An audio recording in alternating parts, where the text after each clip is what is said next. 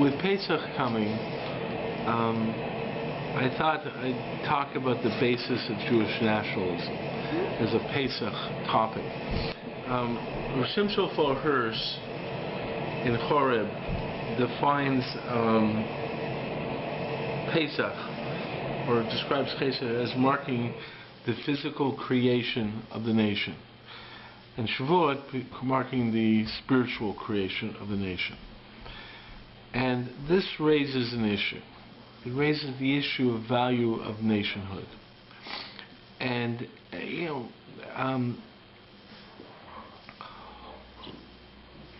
if you take a secular approach to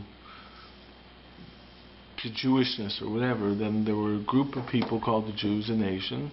Like any other nation, they developed their own religion. Just that their religion developed one God. I mean, that's a secular approach, and it all focuses on nationality and so forth and so forth. But from a Torah perspective, it comes about that HaKadosh Baruch Hu created the nation. With Avraham Avinu stating that your children are going to be a great nation, but specifically also in terms of, and this is what Shimshon Hirsch was referring to, in terms of Pesach creating Am Yisrael. So the question that exists is that what's this value of Am Yisrael, which necessitates what's the value of nationhood. Now, generally, if you look at nationality, right, there's an inherent issue with nationality, because nationality argues for distinction between people, and the idea is that back, if you had different nations have different gods, then the distinction between people was just extended into the theology where our gods are different, and the greater nation would be the one with the greater gods would be the one who would win the wars, and so forth and so forth. So every nation had their own gods, and that was polytheism. But if you start entering into an idea of universalism, you're entering into this idea of one God. Then why does the one God create national distinctions? And the point to remember about national distinctions is, in a certain way, we look negatively upon national distinctions, because nationality is the basis of war. Nations went to war in order to subdue another nation, in order to benefit from the conquering of another nation. That's the story from Babylonia, Rome, Japan in the Second World, and of course, Nazi Germany basically said we're by being a nation, we are the best nation. So what usually happens, you see in the Olympics, my nation is better than your nation, right? And every nation wants to be the best because they want to win the tiddlywink operation. That shows that we're the best nation. And everyone has a sense of pride and nationality. A certain idea, we're okay with it, everyone feels good about certain ideas and so on. But in a certain way, it's saying that my group is better than your group. And in a certain way, that's why if you look in terms of the monotheistic religions, Christianity and Islam, they don't make distinctions between nations. Christianity does not have, Christianity has, sort of a tolerance for nations. Give unto Caesar what is Caesar's, there's nations out there and so forth. But Christianity does not make a distinction between national groupings, right? The only distinction they have in Christianity is between faithful and not faithful. Same in Islam. Everyone thinks of Islam in terms of Arabs or whatever, but the truth of the matter is Islam does not make distinctions in nationality.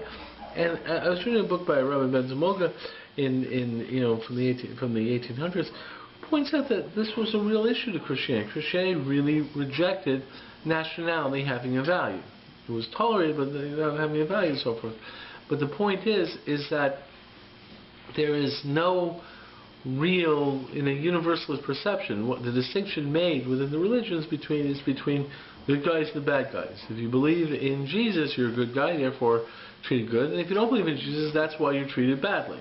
Islam the same way. If you're an infidel, you get treated worse. But that's because of the theological basis. But it's not because you're a member of the nation. So that's a very important idea in terms of monotheism, basically saying we're all God's children. And that was a tremendous attack upon Judaism. Right? If you believe in universal God, why would God make a distinction of a nation? And yet, what we have in Judaism is God creating a distinct nation. So the question emerges of why God creates a nation. Okay. So, if you look in terms of Jewish thought, there would seem to be two approaches to the distinction of Jewish identity. Okay? One approach is an approach of what we would call inherent difference. Now, one of the things I should state, though, is that, to me, if you look at Judaism, it doesn't just make a distinction between Jew and non-Jew, it also makes the distinctions between nations. And what I'm going to get to is that Judaism seems to value nationality. So you have Moab and Ammon, and Abraham becomes the Avhamon Goyim. You'll be the father of many nations. So the point is that we will value. I think Judaism values nationality, and the real issue is why does it value nationality? But the issue that exists with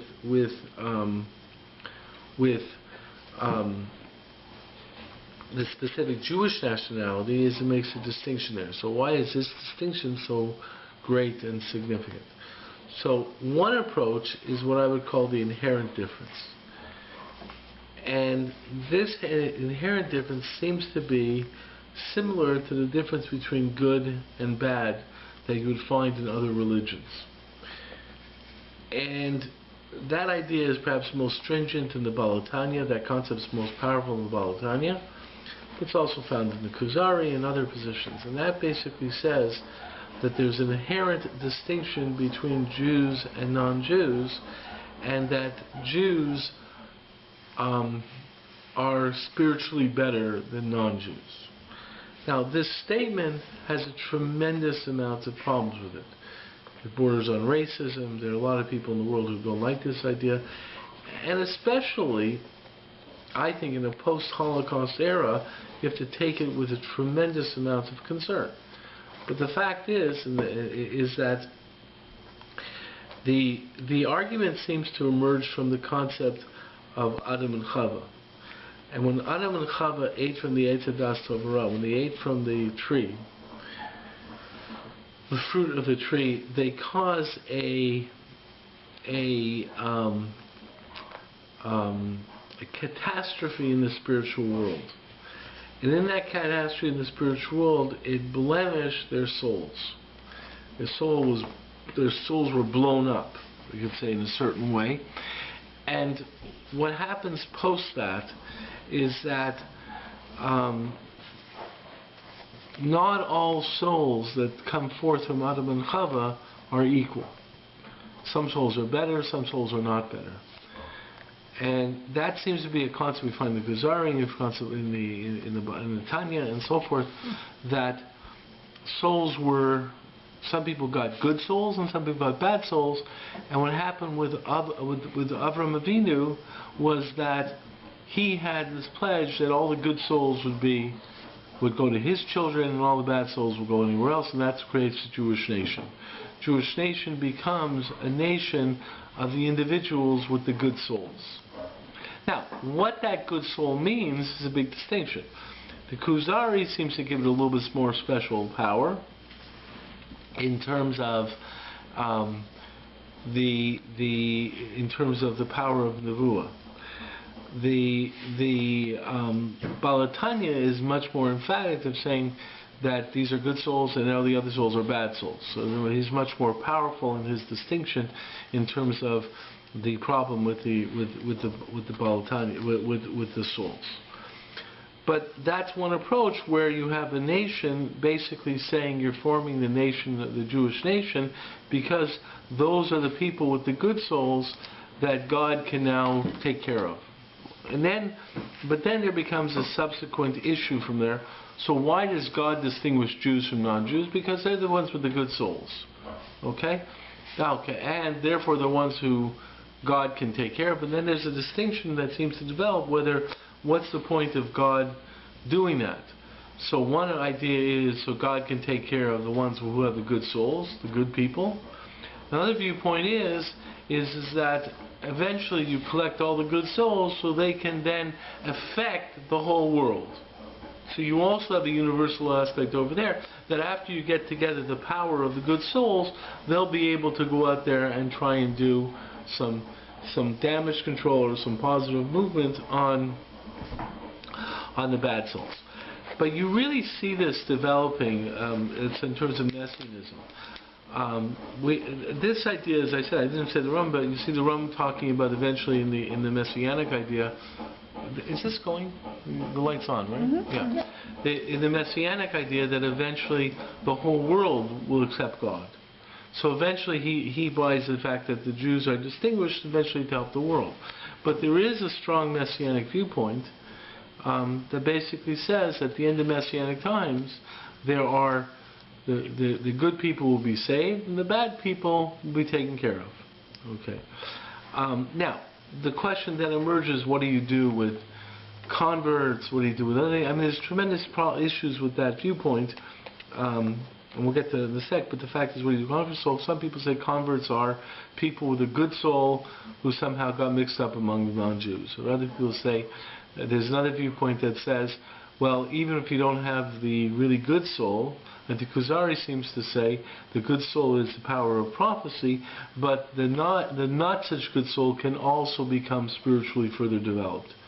So he points this out that Shmai and Naftalion, who were the Gerim, the leaders of the Jewish people, he points out that even though they didn't have the Jewish soul, they were still very holy individuals, and so forth and so forth. So he basically said, and his idea is that you can still try and affect all the people. So that's one viewpoint. So the distinction of Jew and non-Jew is inherent. And therefore a special nation is formed of the people who have this inherent distinction. A lot of people have difficulties with that for obvious reasons. There's another view which makes for pragmatic difference. Now, in support of this other view is the many statements that we find that seem to state that all human beings are equal. There is a Gemara in Sanhedrin, for example, it's Mishnah in Sanhedrin, that says that God created all human beings coming from Adam, to tell us that no one should say, my father is better than your father, because everyone comes from Adam. Now, the truth is, and it basically says all people are equal. There is a girsa that says all Jews are equal, but the basic girsa is all human beings are equal. So the fact is that there's a lot of ideas of creating a universal perspective, and this is found in an idea that is the pragmatic difference, which is an idea that really all human beings are born inherently similar. And the Rambam is constantly referred to in this context that he did not be. And some people try to say the Rambam did, but the fact is the general approach is the Rambam did not buy in the concept of a Yiddish neshama. He basically said all human beings' souls is equal. So then arises, why did God then create a Jewish nation? And he says it's a pragmatic difference. That, first of all, there is a distinction between Jew and non-Jew for nurture reasons. Since Jews were brought up under Torah, they become different. So he says there is a distinction eventually through the nurturing that Jews become different than non-Jews because of the influence from outside of Torah. So he says that creates a difference. But the issue arises, but why did God create a specific nation to give the Torah to? And that is that the answer that's usually presented is because he couldn't fix the problem that occurred after the Eitz Hadas Tov V'Ra after Adam and Chava, he couldn't fix the problem universally. And there's a proportion to try and say that he tried eventually to fix it universally. First of all, he tried to get Noah to follow it, and so forth and so forth. Then you had the problem with the Dor HaFlaga, with the Tower of Babel, and stuff like that. So basically, he tried first to say, okay, Adam and Chava created a problem, okay, and not the problem of distinction in souls, which was another viewpoint, which also says, which also points to the eventual goal being universal. But there was a problem in terms of ethics and values and concepts, and the only way to, and he tried and teach these ethics and concepts universally, from Noah and so forth and so forth. It didn't work, and he finally recognized, and God came to a decision, you have to do it with one nation first, and then hopefully the nation will affect the rest of the world. Okay. Now, there are problems when you speak that way also. What do you mean? God, he tried other ways, and he did it this way, and, like trial and error, a little bit of problems there. But the Rambam doesn't seem to believe in inherent distinction. He believes in pragmatic distinction, and that God seemed to choose a specific nation, and it was important to develop that nation. And then from that nation, the idea being to affect the universal. Okay, so that's another approach. That our goal is universal. Now, the issue that exists with that is if you look in terms of the Jewish nation, and it might really reflect it. The inherent difference can be interpreted as not so universal, right? That basically arguing the issue, but then you have a problem with the potential possibility of racism. Which a lot of people have difficulties with. The other viewpoint is that the whole purpose of the Jewish nationality is because this is the only way we can affect the universal. Then how come we're not thinking of the universal every time? We're always thinking like in terms of Jews. Mm-hmm. So it's sort of like, if we're thinking in terms of Jews, shouldn't we be thinking in terms of the universal? The fact is, shouldn't we be proselytizing to the world then?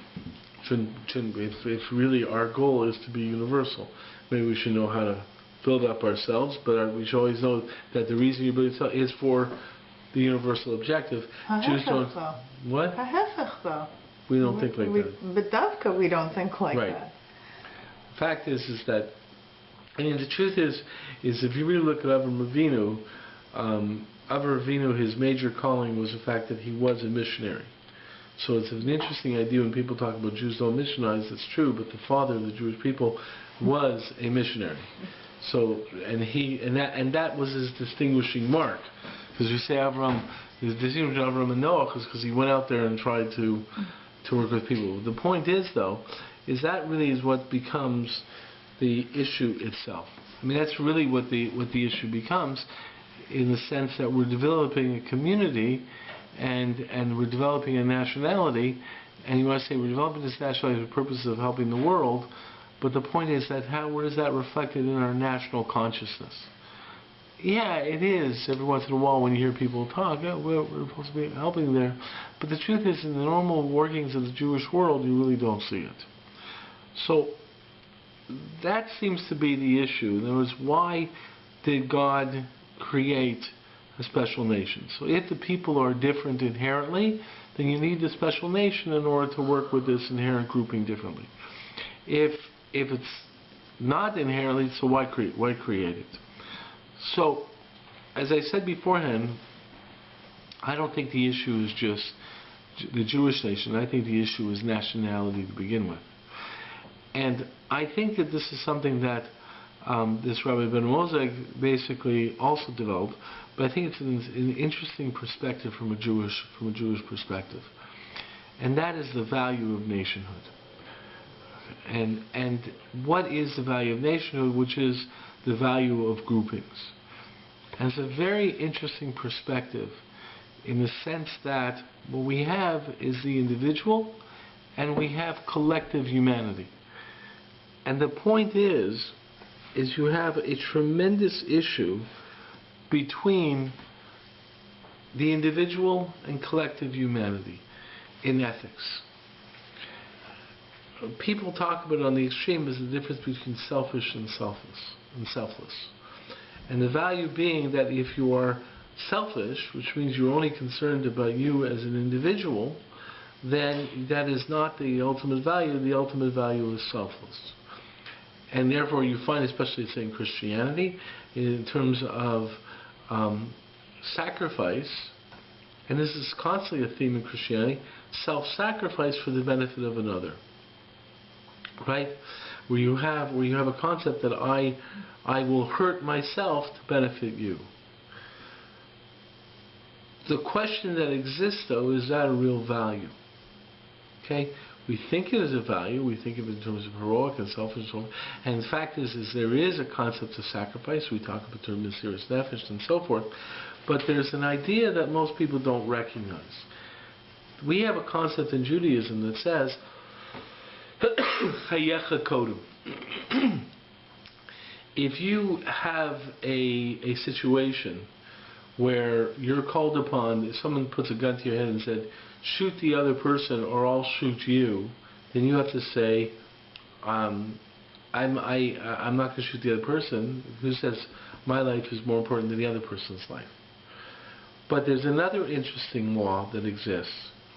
If someone says to you, I'm going to take you and throw you onto someone, thereby killing that other person, what are you supposed to do? Or, the classic case in terms of the water bottle. If you have a water bottle in the desert and it's in your hands and you have a water bottle, okay, and there's only enough for one person, do you give it to the other or not? And the perception, the simple halachic decision, Rabbi Akiva, I believe, is Chayecha Kodem. Your life comes first. So, which means that you have to take care of yourself before you take care of another. And also in terms of another case where it says about that thing about about someone wishing to take you and use you as an instrument to kill another person, or he'll kill you. There we have a statement that says, who says the other person's blood is redder than yours? In other words, who says that you're supposed to evaluate the other person? Leads to a very interesting perspective from a Jewish concept. Is that if you look in terms of my own feelings and my own perception, my own feelings, then my own feelings is obviously I care more for myself than I care for others. Therefore, it shows a certain moral fortitude for me to say, I'm not going to be selfish. I'm going to consider someone else, which is significant. But if you also recognize that your concern for yourself is an aspect that you also have responsibilities to God as a person, that you have responsibilities to be okay because you have responsibilities to act a certain fashion and to take on responsibilities, then if you sit there and say, I'm not sure, is the other person more important than me or am I more important than the other person? The truth is, though, is in the eyes of God, not in terms of the eyes of myself, the eyes of the other, but in the eyes of God, we're both equal. Mm-hmm. And that's really what the halakha is saying here. So if you're both equal, who am I to say that I'm more important than you, therefore I'll shoot you? But who am I to say you're more important than me, so I'll give you the bottle of water? The point is we're both equal. Which means the idea that we have a perception of development. See, one of the things that happens, say if you take in terms of a Christian model, okay, is in terms of development of sacrifice and so forth. This world means nothing within that perspective. The reason a person can easily become, let's say if you want to move over to Islam, I'll take one. In Islam, is because what does it matter what happens on this world?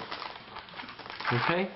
If this world doesn't matter, then who cares? Who cares if I build a skyscraper or not? Who cares what happens in this world? Who cares if I build up a society or not?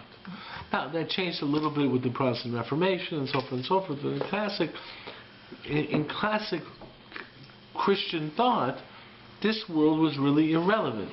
What really mattered was only the next world. Right. From a Jewish perspective, if you perceive this world as having value and being distinct, therefore you become important in this world because you are existent and you have a mission in this world, within the context of this world. It's interesting because if you saw my insight from Shabbos, I talked about Derech Eretz. The fact is that we are to be involved in the world. So therefore, what we do is we give value to this world. And we give value to ourselves as operating in this world. Which now creates an interesting tension. Because usually people think in terms of selfish and selfless. But the fact is that it's not just me and the other. There's a whole variety of categories in between, such as family, right? So the fact of the matter is, when a parent takes care of a child, okay, is that selfless or selfish? So the classic Christian perception is that it's selfless. That's why maternal love is considered to be the model of the Mother Mary and so forth, because it's selfless, because you sacrifice yourself for your child. In halachic statements, you perceive parental love, like the halakha says. There's a statement like this, that you have to show hakeres hatov to your parents for bringing you up, even though the parent only did it for selfish reasons. Because your desire to take care of your kid is because you want to take care of your kid. Okay? Well, and right. Various other reasons as well. Well, I remember learning this with someone in a class. We can discuss that later.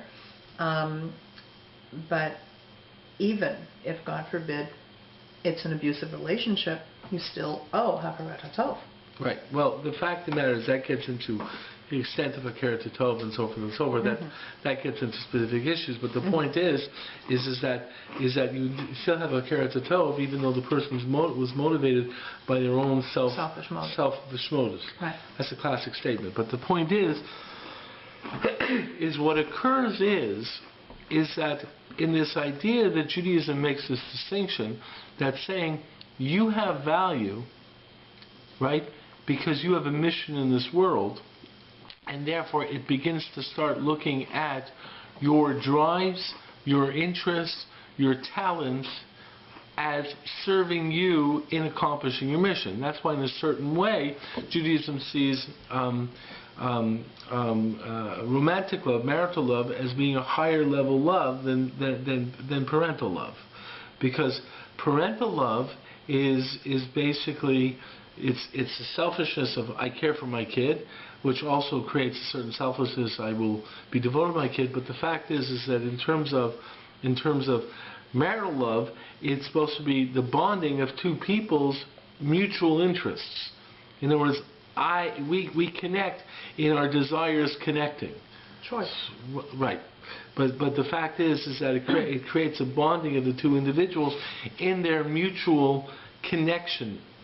So the point is that becomes significant, becomes an aspect of the development of this world. So it's not surprising that the very idea of having children through relations is an aspect that you're making a statement that it is important for this world to exist. Okay, so by Puravu, it's an idea because God wants this world populated. So the point is the human condition is incorporated in Jewish thinking as part of the very purpose of existence. So if you look at this, there are groupings that allow human beings to be able to basically function in this world. And that's where nationality comes in the sense that the way human beings are able to create entities in this world is through groupings, community, and so forth, and therefore certain national bonding, where a nation creates the bonding for a national purpose, and different nations have national purposes. French are different than the Italians, or different than the British, or whatever. They reflect a certain concept of what, and why they develop that way, and so forth and so forth. But we create national groupings that create the bond, create a certain perception of this. So if you take that perspective, because you need these developments in terms of developing the world, because even nowadays in this sort of universal, easy transportation, we're all knowing how this nation affects that nation and so forth. But in the ancient world, you really had to have separate groupings in order to develop this entity. You can't build alone. It's interesting. I just saw something where, it's like we're not, it's like you develop a commerce. It's like, yeah, you can go out and kill your own deer and bring it home and butcher it yourself and so forth. So we develop societies where one guy becomes the hunter, and one guy becomes the butcher, one guy becomes the process. Yeah, whatever. And therefore, we develop the way that we're able to develop a better working of society. And the fact is that would seem to be the way the world is supposed to function if you give value to this world. Mm-hmm. It's an interesting statement the Chasam Sofer says vis-a-vis Klal Yisrael and the development of Eretz Yisrael.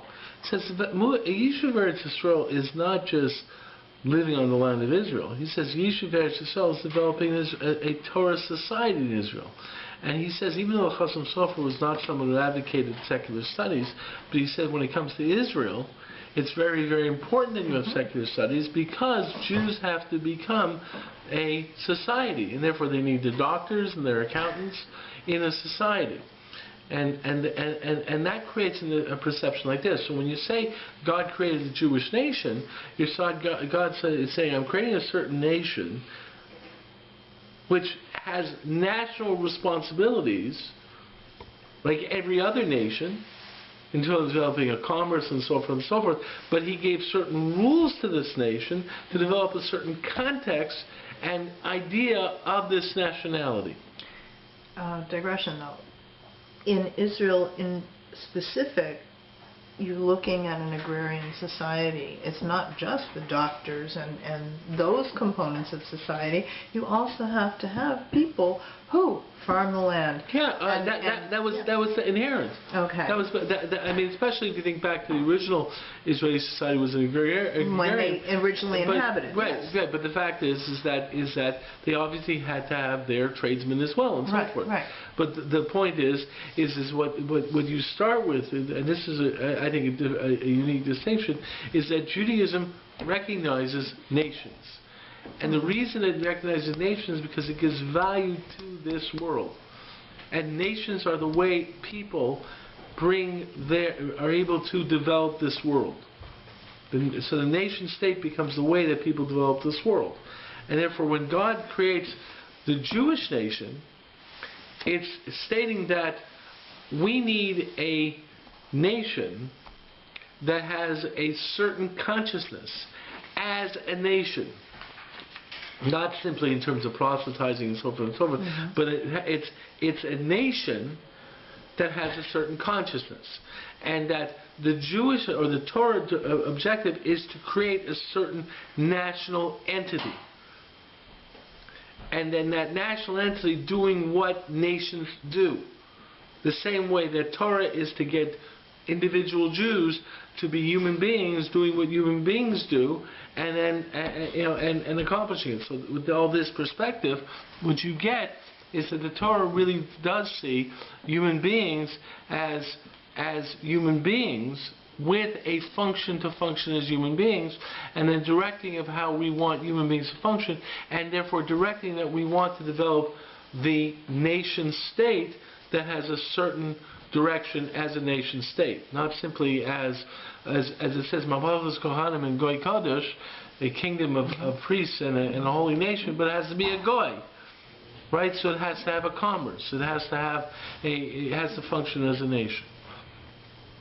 And the question now arises: what are the unique aspects of this nationality that makes this nationality distinct? So one of them, which is constantly built up within Torah, is a sensitivity to others. his Ger Kayitim Eretz Yisrael, because you were, and this is where if you look at Pesach as the marking point of this nationality and what's supposed to be in its national consciousness as a nation.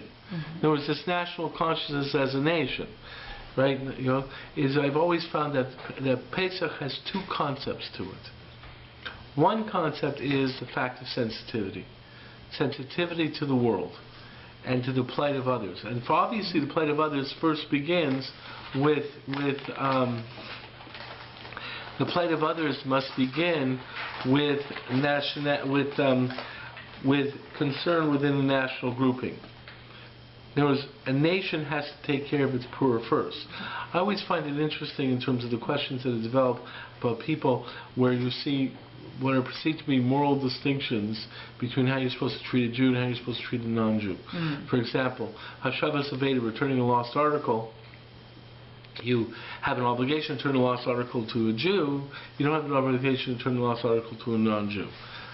My point is you have to understand what I call societal morality. Right. There's certain moral concepts that exist across all humanity. There's other moral customs that exist within your national group in your society. So, for example, OHIP is only for Canadians. Mm-hmm. Does that mean only Canadians deserve to live? No. It just means that as I develop a national grouping, I have to develop my resources and first take care of people within my national grouping. And that's the way I develop. The same way as with family. Charity begins with family, right? Community. You take care of your grouping first. There's a prayer. The same way that Chayecha Kodem, you're supposed to take care of yourself first. Not a total ignoring of the others, but the truth is Judaism has sensitivity, and the sensitivity is to the social grouping itself, the national grouping first. That's one thing about Pesach.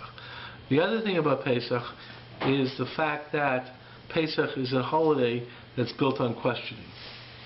Okay? The fact is the Pesach Seder is supposed to be built on the question, which basically is the perception of curiosity. So in terms of the Jewish nation, two things are supposed to be the dominant culture of the Jewish nation. One is sensitivity, and the other is curiosity.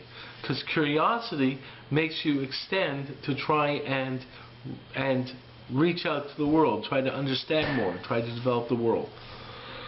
So what God does is say, I think there's values to nations because of groupings, because I think there's values to this world. And because of that, I'm creating a special nation, and therefore I go back to the issue that you look at back there. Why this nation? So you have some people saying, well, there was something inherent that came out of Adam and Chava that made these people open more to this effective, but I still think there was a universal objective to it. Or the Rambam's idea is that whatever reason God picked it, because of Avraham Avinu, the point is that the objective is to have a nation, and then as a nation within the world. In other words, the way I always look at it is like concentric circles. There's you as an individual, then you build up with your family, then you have your community, then you have your nation, and then you have humanity. And that is the way we have to develop, because we are developing ourselves. If you don't develop yourself, you can't help others. You have to develop in this methodology. So with nationhood, we are developing a grouping that is to develop its own national consciousness, and then eventually that national consciousness should permeate into the world. But the first step is to develop that national consciousness. And that's what Yetzias Mitzrayim really did. It said, here's a nation, and through Yetzias Mitzrayim, which is a recognition of this idea of moving through freedom and so forth, from a slave perception and so forth, and through that idea of learning Torah, which comes from Har Sinai, we develop a certain national consciousness, which then is to permeate our nationality as a nation affecting the world. So in a certain way, we are a nation like every other nation, because we should develop our technology and our commerce and so forth, and take care of our national entities. In terms of tzedakah, for example, we take care of our national interests first, not at the expense of everyone else, the same way as countries will help out underprivileged countries or whatever. But the point is, we have to understand the priorities because we are working with, and that's really what's unique within a Jewish perspective, because what it really states, and this is perhaps the most powerful aspect of it, is what it really states is that the way you get to godliness in Judaism is not through leaving this world, but being involved in this world. That was something I was trying to refer to in my insight last week of Derech Eretz. You deal first with the ways of the world. Derech Eretz kadma the Torah. Derech Eretz precedes Torah. You have the consciousness of working with the real world. It's one of the reasons I think that Kabbalah is only supposed to be learned later, because Kabbalah can make you think in terms of non-earthly considerations, and it gives you this sort of new age, ooh, hocus pocus, like type of thing. And the fact is, it's a real starting point, and there is a value to the Kabbalah, I'm not trying to say that, but is you have to deal with this world, because the way you move up from what Kosh Baruch Hu wants you to do is deal with this world and develop throughout from this world, and develop the consciousness of this world. And that's why he created the nation, to be able to bring in a certain consciousness as a national entity. Any comments? Okay. Comments, or turn off the camera? No, comment. The creation of a nation was still under a mountain. You're getting into a whole different issue. Well, but linked. That's just it. We can't totally exclude it because of what we look at that to be and explore that tension. The aspect of God's relationship, and maybe we'll deal with this before Shavuos, is that what you really find in Shavuos is a tension that exists in human beings' relationship with God. On one hand, there has to be an acceptance. On the other hand, there has to be a sense of imposition. God... Who on whom? Well, God imposes upon the human being. Okay. Because He's God. One of the consciousness of God is, of my relationship with God, is that I am under His authority, which means He has the right to tell me to jump, and I have a question to ask how high. Okay. What happens at Har Sinai is this other aspect where He seems to give a choice. Do you want to do this? That raises a whole issue. Why does He want you to do this? The point is that there is... Why does He want you to want to do this? Right. And there's a tension that exists, but it's a different type of tension, which was not really the tension I was getting at today. The tension I was getting at today was the tension between the universal and the self, which usually is defined as selfish and selflessness. And what I really basically said is that what we call selfish, which has a negative aspect, Judaism can't look at that selfishness as a totally negative aspect, because you have a mission in this world and you have to accomplish it. And then if you look at it that way, you see how the selfishness, selfless aspect is actually integrated in our being. Is a parent because he's selfish or because he's selfless? I mean, the point is you have both. Inherently in the very definition. Same with a husband-wife relationship. There's a selfishness and a selflessness. The fact is that what you find developing is a certain aspect of this meshing, because you begin to recognize that if I give value to the movement of this world, I have a responsibility to do something. Okay? And I have a responsibility to take care of myself. Okay? Or else I won't be able to do it. Right. So the tension of selfish, because that. When we get to Shavuos, you're going to be dealing with another aspect, which is related with the Kosh Baruch Hu. Maybe we'll deal with that in Chavura before Shavuos, which is that tension between authority and relationship, or actually ties to the necessity of me making a decision that I want to do this. Okay. Okay. Interesting. Okay. Yeah.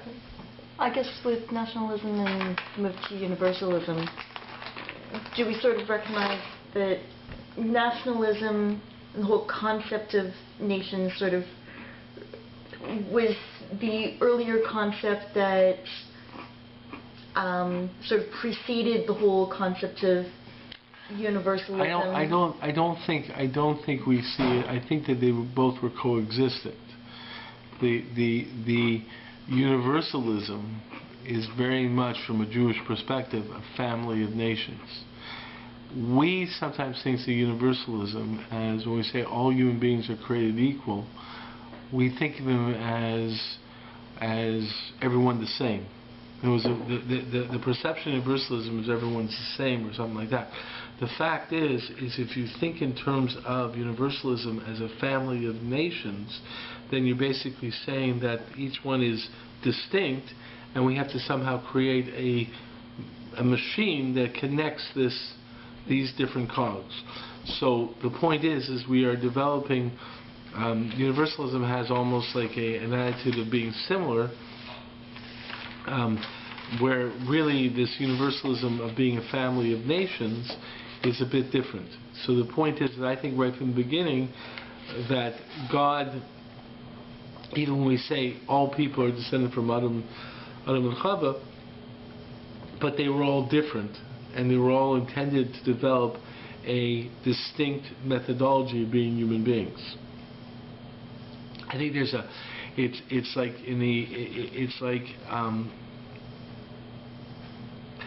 when we talk about independence and dependence or whatever, the point is to understand that each of us are unique individualism,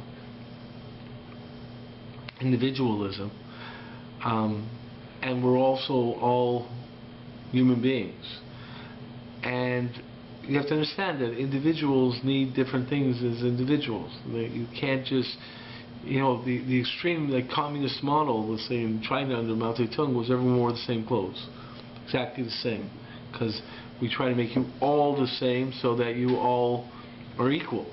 Well, you're not all equal, and it's not just you're not all equal in talents in terms of your mind being, but it's also in terms of your interests, what you need to exist, right? Certain people need bigger homes just to be happy. Other people get by in very small. I mean, the fact is we are very, very different, and therefore we have to know our own individual distinctions, and then we form communities differently. Mm-hmm. So it's a matter where it's a different structure of how human beings are to come together.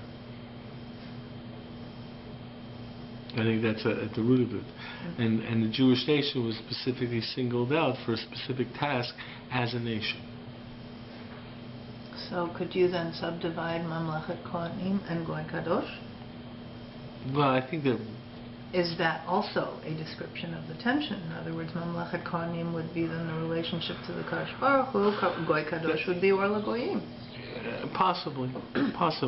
I mean, the fact is that it's touching upon a different aspect in terms of individuality, relationship to God, relationship to individual, relationship to others. Okay. And the fact is that there is a tension.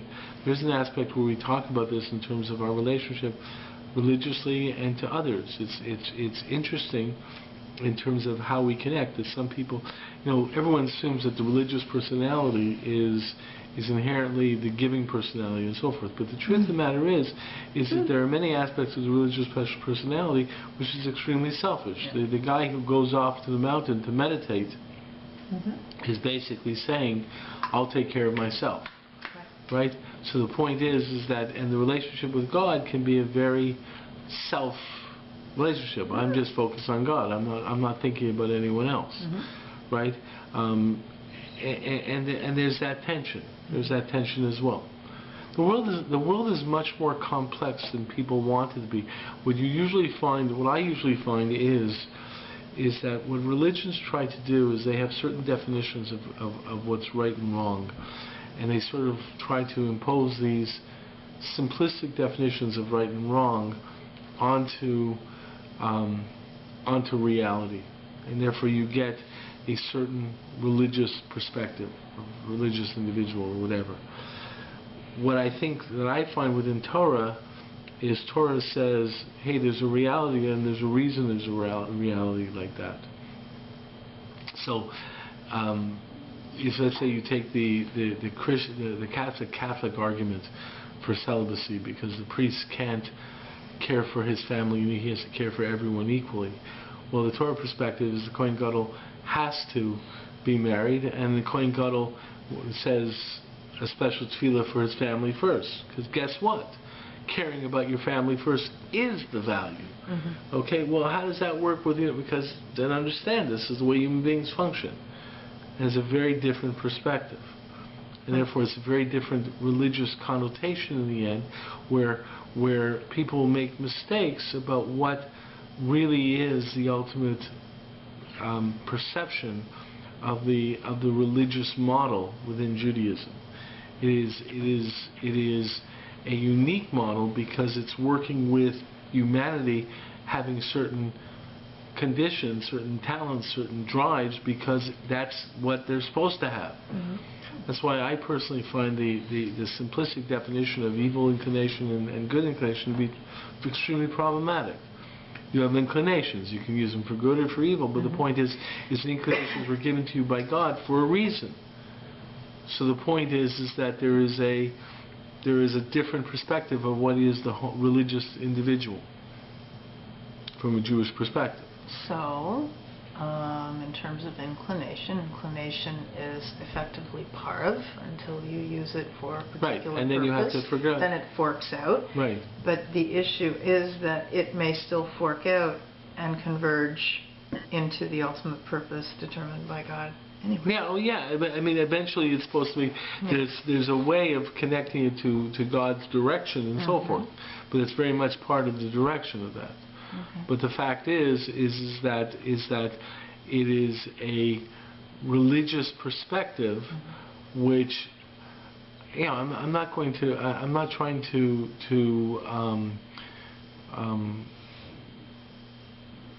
you know, I don't want to say, oh no, we're a totally different religion, but the point is that the understanding of good, like, let me give you an example. I was saying to someone today, in terms of chesed.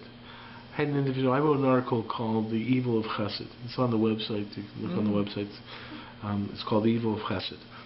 And that's true, chesed, so giving. And I said, I once was talking about a person who said, he never has people, he never goes to anyone's house. He only invites people over to his house, but he never goes to anyone's house because he's doing chesed. He wants to constantly have people over and never go to anyone else's house. There's a flip side to chesed, and that's the being the person and somebody else's house. You're denying that. The fact of the matter is, if you constantly do that, the individual who you're constantly giving to, first of all, you're not giving them the opportunity to do a chesed to you. You're developing perhaps a taker. But not only that, the person's dignity is lost. I want to be. So I was mentioning this to someone today, and he says, when he says he goes out for supper with someone, generally with some people and so forth, he usually pick up the tab because he's a wealthier individual and so forth.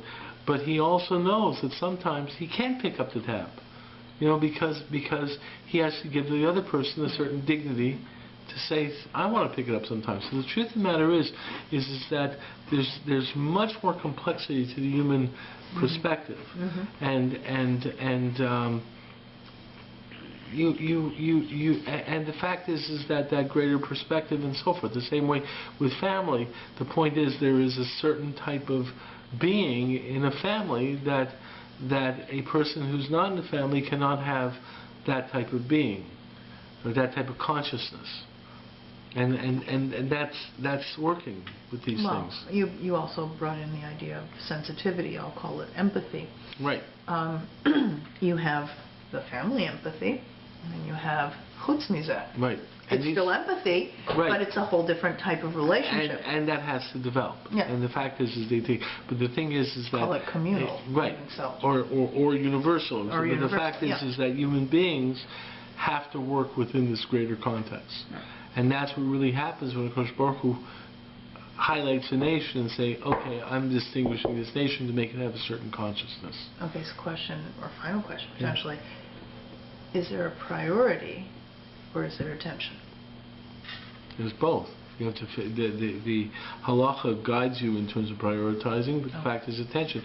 You can have a priority and also attention. I mean, the fact is that